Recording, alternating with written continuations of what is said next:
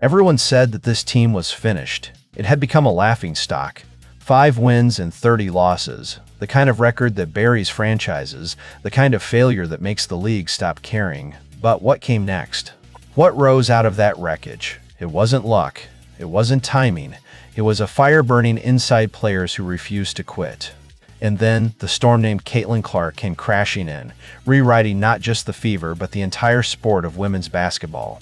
Listen closely, because this isn't polite praise. This is raw truth. Oh, man, I think a big shout out to the organization taking time to rebuild. I think our draft picks ended up coming big. Lexi Hall was a big draft pick, and then you get Kaylin, and then you get AB. And so you culminate that together with, my experience and having to, go through a couple things before they got there. Do you hear that? This isn't just a pat on the back. It's a reminder. This team was built from scars. The suffering seasons, the embarrassment, the nights where 5 wins felt like the ceiling. All of it forged the backbone that Clark walked into. And that's where the story shifts. Because when Clark entered, the conversation stopped being about survival. It became about revolution. And then you bring in Kaylin, who changed the world, changed the dynamic of basketball. And as a friend and as a player, you better appreciate her because, certain doors have opened because she's come to the Fever, and you have to respect that. And that's not hyperbole. That's not PR spin. That's the players themselves saying it out loud. The arrival of Caitlin Clark wasn't just another draft pick. It was a tremor, shaking the floorboards of the league, dragging the Fever out of obscurity and into a spotlight so bright it burns. But let's not get it twisted. Clark's presence doesn't erase the ones who came before her. That's where the real drama ignites. Because no one with a brain believes this playoff run happens without the veterans, without the fight and sacrifice already in place. This is the uneasy truth. The team knows they need her, but they also know she needs them. And then, when Clark showed her humor, her bite, her willingness to poke at the establishment, it gave us a glimpse of who she really is. That wasn't just a joke tweet. That was defiance wrapped in laughter.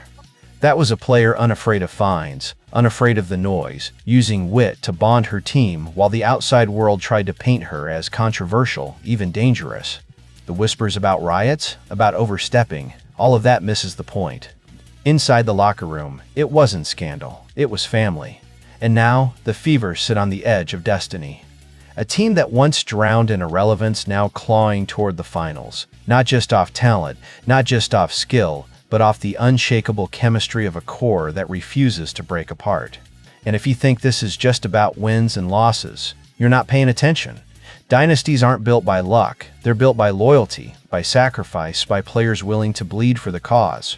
And right now, the Fever have carved out something rare in professional sports, a bond so tight, even money might not be enough to tear it apart. Because while the world screams Caitlin Clark's name, behind the curtain, there's a truth the casual fan doesn't see. This team lives and dies as a unit. No one's splitting it. No one's daring to fracture the foundation. That's not business talk. That's war talk. Pay cuts in professional sports? Almost unheard of. But when a player is willing to give up dollars to keep the machine alive, you know you're staring at something different. A movement. A purpose bigger than stats or contracts. But here's the drama. Loyalty doesn't erase reality. And reality says this roster isn't perfect. As good as the core is, the cracks are obvious. The Fever need size.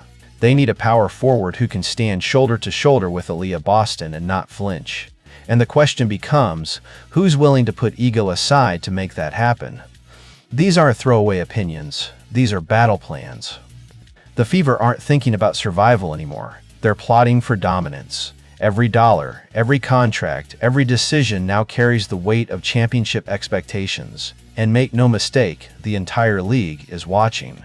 Because if Indiana pulls this off, if they run it back with the core intact while adding the missing pieces, they're not just a playoff team, they're a nightmare, a dynasty in the making. This isn't just about basketball. It's about a group of players willing to bend the system, willing to sacrifice for each other, willing to fight for something that no spreadsheet can measure, the power of chemistry, the power of trust, the power of friendship in a league that too often forgets it. Every empire faces its test. For the Fever, it isn't just about keeping the core together.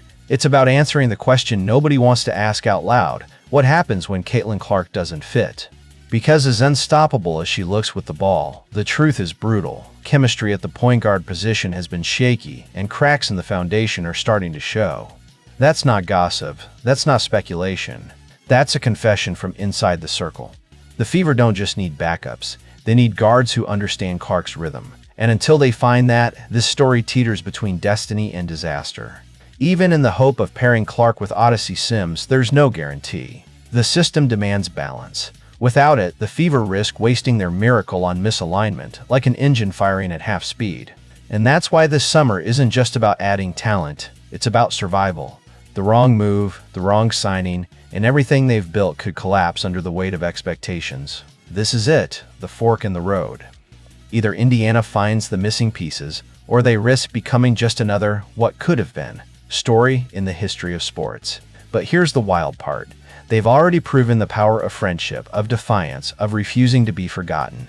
So when you hear the whispers that they can't win it all, remember this. This team was 5-30, dead in the water.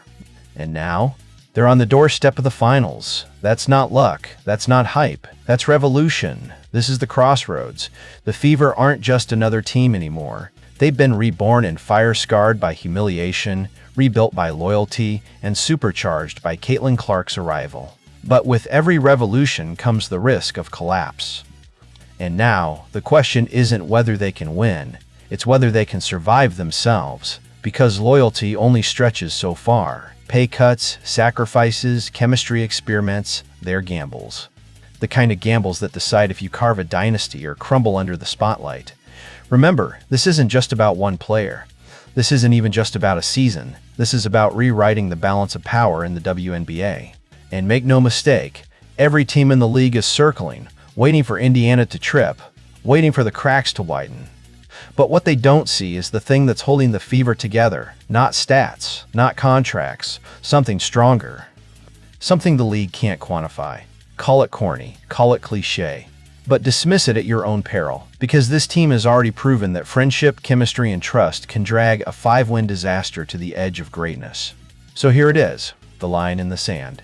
Either the Fever cement themselves as the next dynasty, a team that rewrote the future of women's basketball off grit and loyalty, or they implode, undone by the very pressure that catapulted them into the spotlight. Destiny or disaster, revolution or collapse. For the Indiana Fever, there is no middle ground.